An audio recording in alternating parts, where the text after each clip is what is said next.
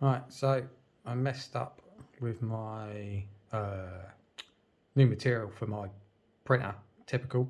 So I had broken down PETG, well, shredded.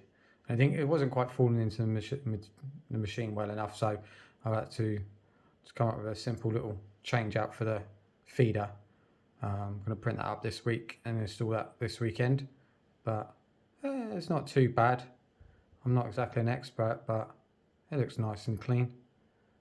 So that should help with just the feed through. So I've got it chamfered in there, and I'll put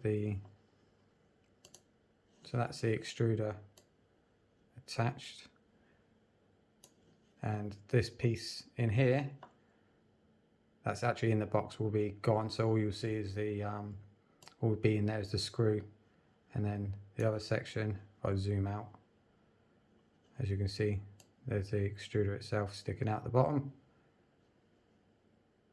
not too shabby, and then a little lid which I haven't positioned right yet, but that, as you can see, as an obvious one, that'll kind of go on top.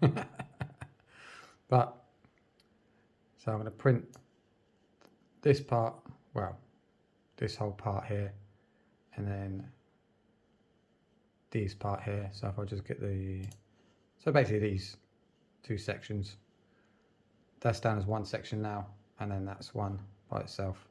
So so hopefully we can get this thing working better this weekend, and it can actually use the material better without having, I won't say blockages, but lack of material. So there we go. Wish me luck for the weekend and enjoy your week, what's left of it.